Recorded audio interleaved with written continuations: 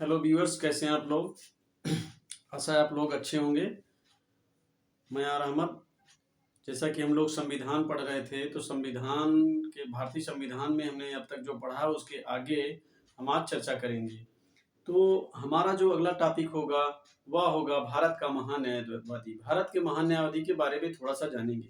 भारत के महान्यायवादी के पद का उपबंध आर्टिकल जो है 76 में किया गया है और आर्टिकल 76 वन के क्लास 1 में जो है इसके नियुक्ति के बारे में कहा गया है। इसके नियुक्ति का प्रावधान है और भारत का महान्यायवादी कुछ और ना होके सिर्फ ये जो है भारत सरकार का कानूनी सलाहकार होता है और यह जो है यह भी राष्ट्रपति के प्रसाद पर्यंत ही पद को धारण करता है।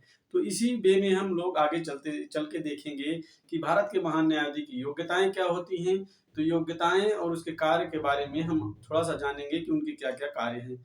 चलिए देखते हैं कि भारत का महान्यायवादी क्या है। जैसे हमने देखा कि स्क्रीन पे आपको दिखाई दे रहा होगा बोर्ड पे कि भारत का महान्यायवादी अर्थात attorney general of India. Attorney general of India को भारत के संविधान में आर्टिकल 76 के अंतर्गत रखा गया है और जो है संविधान में इसके उपबंध को इसका उपबंध देखने को मिलता है। तो हम थोड़ा सा जानेंगे कि भारत के महान्यायवादी का पद जो है कहाँ पर है। तो भारतीय संविधान में भारत के महान्यायवादी का पद आर्टिकल 76 में रखा गया है।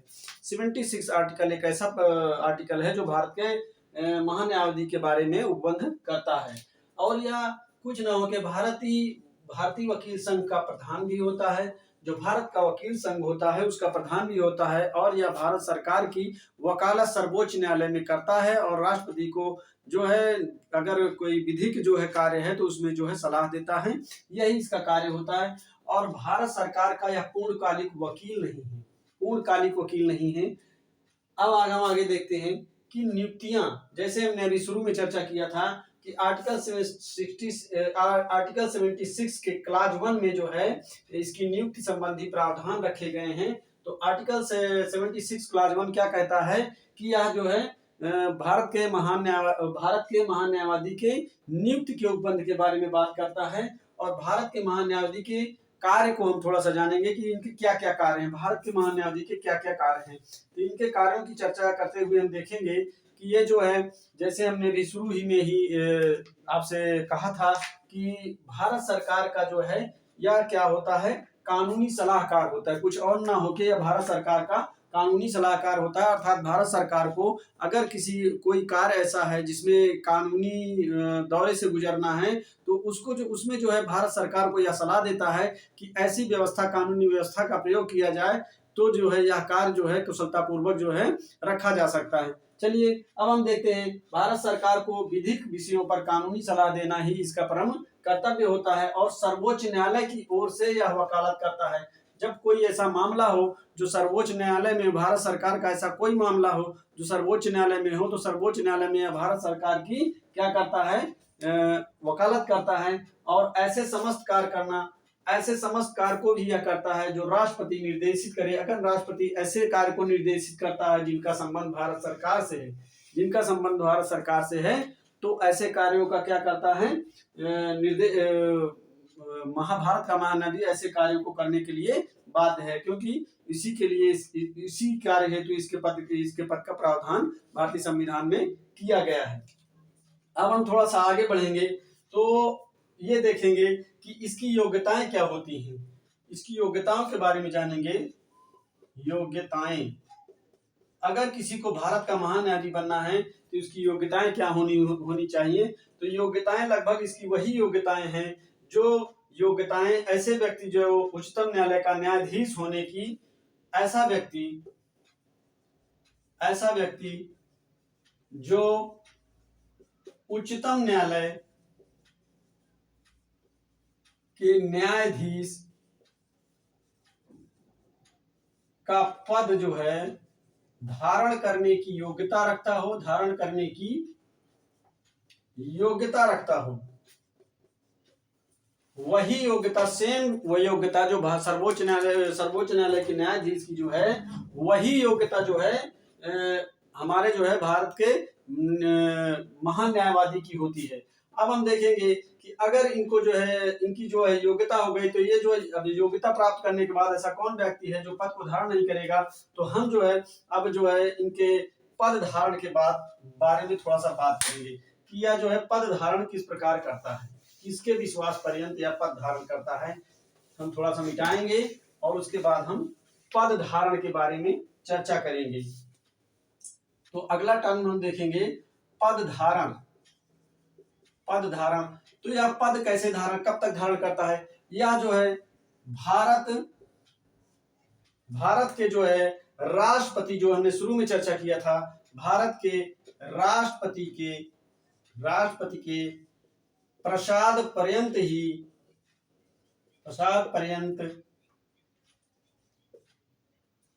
पद धारण करता है, अर्थात राष्ट्रपति की इच्छा के अनुसार ही इसके पद का बना रहना जो है उचित रहता है। यदि अगर राष्ट्रपति चाहे तो इसे पद विमुचित कर सकता है। अब हम थोड़ा सा आगे बढ़ते हुए देखेंगे कि इनके जो है पद धारण अगर कर लिए तो इनके वेतन और भत्ते क्या होते हैं, ये देखिए। वेतन एवं अगला जो टर्म होगा वेतन एवं भत्ते,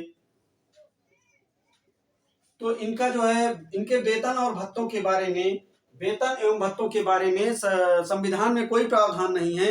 इनको वही वेतन और भत्ता दिया जाता है जो राष्ट्रपति निर्धारित करे। वेतन एवं भत्ते का संविधान में जो है, संविधान में कोई प्रावधान नहीं है, कोई प्रावधान नहीं है। इन्हें जो वही वेतन मिलता है, वही वेतन एवं भत्ते मिलते हैं, भत्ते एवं भत्ते प्राप्त होते हैं जिनका राष्ट्रपति निर्धारण करे, राष्ट्रपति निर्धारण कर दे। अगर राष्ट्रपति निर्धारण करते हैं कि इनको ये वेतन और भत्ते मिलेंगे, इनको ये सुविधाएं मिलेंगी, तो वही वेतन भत्ते और सुविधाएं जो है भारत के महान न्यायाधीश को मिलती हैं। लगभग ये समझ लीजिए कि जो उच्चतम न्यायालय के जो न्यायाधीश होते हैं, उन्हीं न्यायाधीशों के समान इनका जो है वेतन होता है। अगर ऐसा कभी विकल्प में आए या आपको देखने को मिले तो ये चीज ध्यान में रखना कि उच्चतम न्यायालय के जो न्यायाधीश होते हैं, उन्हीं के समकक्ष जो है भारत के महान न्यायाधीश को क्या मिलता है, वेतन मिलता है। तो अब हम थोड़ा सा आगे देखेंगे, अब इनके अधिकार के बारे में जानेंगे कि इनका अधिकार क्या है। अगला टर्म जो हमारा होगा, इनके अधिकार के बारे में जानेंगे, अधिकार क्षेत्र इनका क्या है। और यह जो है आर्टिकल 88 में आता है, अनुच्छेद 88 के अंतर्गत हम जानेंगे कि इनके अधिकार क्या हैं। तो ये जो है क्या करते हैं, इनका अधिकार क्या होता है, ये जो है राज्यसभा और लोकसभा, राज्यसभा हम थोड़ा शॉर्ट में लिखेंगे, आप समझ लीजिएगा, राज्यसभा और लोकसभा की किसमें जो है, राज्यसभा और लोकसभा में भाग लेने तथा भाग लेने के साथ साथ सांसद के संयुक्त अधिवेशन में भी भाग लेने, सांसद राज्यसभा और लोकसभा की कार्यवाही में भाग लेते हैं। और अगर सांसद का संयुक्त अधिवेशन हो, अर्थात लोकसभा और राज्यसभा का संयुक्त अधिवेशन हो, तो सांसद के संयुक्त अधिवेशन में के सांसद के संयुक्त अधिवेशन में जो है क्या करते हैं, ये भाग लेने का और भाषण देने का, अधिवेशन में ये भाग ले सकते हैं उसमें भी, और भाषण भी दे सकते हैं, परंतु जो अगला टर्म है, परंतु इन्हें मत देने का अधिकार नहीं है। मत देने का अधिकार जो है इनके पास क्या है, मत देने का अधिकार इनके पास नहीं है। तो ये जो है इनके जो अधिकार क्षेत्र होते हैं, वो राज्यसभा की कार्यवाही हो रही हो या जो है लोकसभा की कार्यवाही हो रही हो, तो इसमें क्या कर सकते हैं, ये भाग लेते हैं और ले सकते हैं और लेते भी हैं। और संसद का जो संयुक्त अधिवेशन चल रहा हो, तो उसमें जो है ये क्या करते हैं, भाग लेते हैं, भाषण देते हैं, अर्थात अपना व्याख्यान दे सकते हैं। परंतु इन्हें मत देने का, अगर निर्णायक मत या निर्णायक अगर किसी प्रकार का जो मत होता है वह मत इन्हें देने का अधिकार नहीं है। चलिए इनके अधिकार के बारे में जान लिए। अब हम थोड़ा सा और आगे देखेंगे, और आगे देखते हुए हम देखेंगे कि पद की जो इनके जो है सीमाएं क्या होती हैं, ये किस सीमा तक कार्य कर सकते हैं। सॉरी, चलिए देखते हैं पद की सीमाएं। अगला जो हम चरण देखेंगे, इनके पद की सीमाएं क्या हैं। इनके पद की सीमाएं क्या हैं, उसमें हम देखेंगे कि भारत सरकार के खिलाफ ये टिप्पणी नहीं कर सकते। अगर कोई भारत सरकार, अगर मान लीजिए भारत का महान्यायवादी है, तो वह भारत सरकार का ही जो क्या होता है, एक प्रमुख अंग होता है, उसी का कानूनी सलाहकार होता है, उसी का कानूनी वकील होता है। तो अर्थात इससे यह स्पष्ट हो जाता है कि यह जो है भारत सरकार के खिलाफ टिप्पणी नहीं कर सकता। भारत सरकार के खिलाफ या विरोध, भारत सरकार के विरोध में टिप्पणी नहीं कर सकता।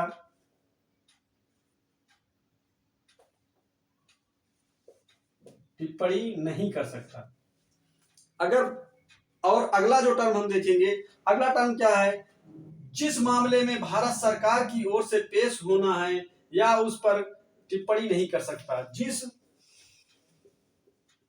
जिस मामले में, मान लीजिए कोई मामला भारत सरकार में का कोई मामला है और उस मामले में इसे पेश होना है, जिस मामले में भारत सरकार के जिस मामले में भारत सरकार के जिस मामले में इसे पेश होना है, अर्थात कहाँ, सर्वोच्च न्यायालय में, क्योंकि यह जो है भारत के सरकारी मामलों का जो है क्या करता है, वकालत करता है।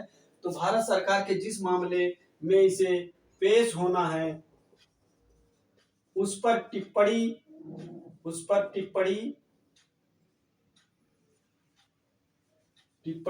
नहीं कर सकता, अर्थात ऐसे मामलों की आलोचना नहीं कर सकता।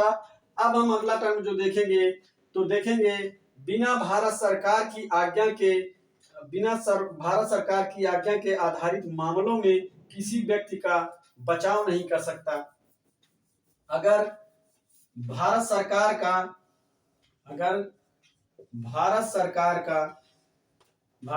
की आज्ञा न हो तो यह किसी आपराधिक मामले में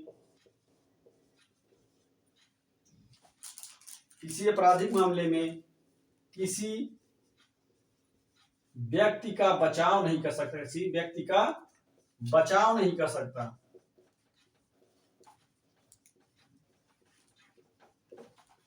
अब इतना जानने के बाद आपको लग रहा होगा बचाव जो है नहीं कर सकता, क्योंकि भारत सरकार की आज्ञा नहीं होगी, क्योंकि वो भारत सरकार का सदस्य नहीं होगा, भारत सरकार का व्यक्ति नहीं होगा। तो ऐसे व्यक्ति के बारे में अगर सिफारिश है सर्वोच्च न्यायालय में, अगर उसकी वकालत करना चाहे तो यह नहीं कर सकता, क्योंकि भारत सरकार इसकी इजाजत नहीं देती है, और बिना उसके आज्ञा के यह जो है कार्य भारत का महान न्यायवादी नहीं कर सकता। तो इससे साफ साफ पता चलता है कि भारत का महान न्यायाधीश कानून का बहुत बड़ा ज्ञाता होता है। इसीलिए जो है इसका जो है कार्य जो है ये भारत सरकार जो है भारत का महान न्यायवादी जो है ये भारत सरकार का कानूनी कार्य और उसके परामर्श और सलाहकार के रूप में कार्य करता है। तो चलिए हम देखते हैं। अब इसके बाद हम देखेंगे पद की सीमाएं देख लिए। अब इसी से जुड़ा हुआ हम देखेंगे सॉलिसिटर जनरल, जो इसे सहायता प्रदान करता है। सॉलिसिटर जनरल के बारे में भी थोड़ा सा बात कर लेते हैं। भारत के महान न्यायवादी के बाद जो एक पद आता है जो इसी की सहायता करने के लिए प्रदान किया जाता है, भारत के मतलब महान न्यायवादी की सहायता करने के लिए ही किसको रखा जाता है, इन्हीं की सहायता, भारत की महान न्यायाधीश को सहायता प्रदान करने के लिए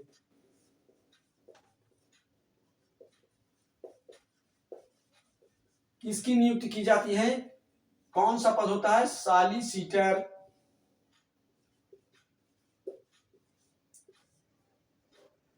सॉलिसिटर जनरल की, सॉलिसिटर जनरल का पद जो होता है वो भारत के जो है महान न्यायवादी को सहायता प्रदान करने के लिए किया जाता है।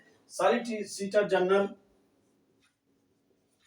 Solicitor general plus, solicitor general plus अतिरिक्त सॉलिसिटर जनरल प्लस अतिरिक्त सॉलिसिटर जनरल जो है, इनकी संख्या लगभग 3 होती है। 3 क्या, लगभग क्या, इनकी संख्या जो है निर्धारित की गई 3। और ये करते क्या है, अटॉर्नी जनरल की सहायता हेतु, ये जो है अटॉर्नी जनरल, जैसे अभी आपने सुना अटॉर्नी जनरल अर्थात भारत के महान न्यायाधीश की सहायता है, तो अटॉर्नी जनरल की सहायता प्रदान करने हेतु, सहायता प्रदान करने हेतु, और 3 + 1 अटॉर्नी जनरल को मिला दिया जाए तो ये 4 सदस्य हो जाते हैं, जो भारत की जो क्या करते हैं, सरकारी कार्यों का जो है वकालत करते हैं और उसके कानूनी सलाहकार और परामर्शकार होते हैं। तो इन्हें एक तरीके से क्या माना जाता है, इन्हें एक तरीके से भारत सरकार का क्या माना जाता है, सरकारी पदाधिकारी के रूप में माना जाता है। किसको, सॉलिसिटर जनरल को। अब देखिए आगे हम बढ़ते हुए इनके बारे में जानेंगे। भारत की सरकार की ओर से इनको जो है ये इनकी नियुक्ति कौन करता है, इनकी नियुक्ति जो है सॉलिसिटर भारत के सरकार द्वारा, भारत सरकार द्वारा ही इनकी जो है नियुक्ति की जाती है, क्योंकि ये उन्हीं का कार्य करते हैं और अटॉर्नी जनरल को सहायता प्रदान करते हैं। बस इतना ही याद रखना, इसमें ज्यादा कुछ है नहीं। और सरकार बदलते ही, कारण क्या है कि यह सरकार के ही जो क्या होते हैं, अधिकारी होते हैं। तो सबसे जब सरकार के अधिकारी हैं तो ये चरण जान लीजिए कि ये जो है भारत सरकार के द्वारा ही नियुक्त किए जाते हैं और भारत सरकार के प्रसाद पर्यंत ही क्या करते हैं, प्रसाद पर्यंत ही पद धारण किए रहते हैं। और सरकार गिरने पर या कार्यकाल समाप्त होने पर, गिरने पर या समाप्त होने पर ये क्या करते हैं, त्याग पत्र दे देते हैं, स्वतः ही त्याग पत्र देते हैं। क्योंकि यह जो है एक राजनीति है कि जैसे ही सरकार गिरेगी तो उस सरकार का जो है सॉलिसिटर जनरल त्याग पत्र दे देता है, क्योंकि फिर जो पुनः सरकार जो चयन होके जो निर्वाचित होके आती है, फिर उसके जो है नए सॉलिसिटर जनरल रखते हैं। वो अपनी इच्छा अनुसार अपनी सहायता अपने आप को जो है उच्चतम न्यायालय में पेश करने के लिए, अपने मामलों को पेश करने के लिए दूसरे मतलब व्यक्ति को जो है क्या करता है, सॉलिसिटर जनरल के पद पर नियुक्त करता है। सरकार बदलते ही त्याग पत्र देने का ये जो है चलन हो गया है कि जैसे ही सरकार बदलती है और त्याग पत्र देने। संविधान में सॉलिसिटर जनरल प्लस अतिरिक्त सॉलिसिटर जनरल का उल्लेख नहीं है, और संविधान में इनका क्या है, संविधान में इनका किसी प्रकार का उल्लेख नहीं है। हमने जैसे अभी इनको बताया कि इनका संविधान में प्रावधान है, लेकिन सॉलिसिटर जनरल का संविधान में कोई प्रावधान नहीं है, अगर प्रश्न बन के आए कि क्या संविधान में इनका प्रावधान रखा गया, संवैधानिक प्रावधान के अंतर्गत रखा गया है, तो वह गलत होगा, क्योंकि संविधान में इनका ऐसा कोई प्रावधान नहीं है। तो हमने आज कवर कर लिया भारत के महान न्यायवादी और उनकी सहायता प्रदान करने के लिए जो सॉलिसिटर जनरल होते हैं उनको हमने कवर किया। तो हमारी जो है आज यहीं तक क्लास थी, और हम फिर मिलेंगे इसके बाद अपनी अगली क्लास में। तब तक के लिए आप सब लोग को मेरी यही है कि आप लोग ध्यान देते रहें और पढ़ते रहें, क्योंकि इस सारे एग्जाम लगभग करीब में आते जा रहे हैं। और जो है आप जो है इंतजार ना करें, क्योंकि जो है किसी भी चीज के लिए आपको जो है हमेशा क्या है, चौकन्ना होना है। अगर आपको अपना एम, अपना लक्ष्य गेन करना है तो हमेशा आपको सजग रहना पड़ेगा, सोते नहीं रहिए, समझिए। और उसके बाद जो है आप जो है लगन से काम करिए, पढ़ाई करिए, और नेगेटिव मत रहिए, पॉजिटिव रहिए। जैसे कमेंट आते हैं कि जो है मुझे जो है इस चीज ऐसा प्रॉब्लम हो रहा है, ये सब प्रॉब्लम हो रहा है, मैं नहीं कर पा रहा हूँ, तो ये मत सोचिए। जो कोई भी काम है, बड़े से बड़ा काम करने के लिए इंसान ही पैदा हुआ है, और जो अब आपका लक्ष्य जैसे जैसे बड़ा होगा तो आपको जो है मेहनत भी उसी हिसाब से करनी पड़ेगी, और आपको उसी हिसाब से आपको टाइम भी देना पड़ेगा। तो आप से मैं यही आपको सलाह देना चाहता हूँ कि आप लोग पॉजिटिव रहा करिए। चलिए, थैंक यू, धन्यवाद। फिर मिलेंगे अगली वीडियो में।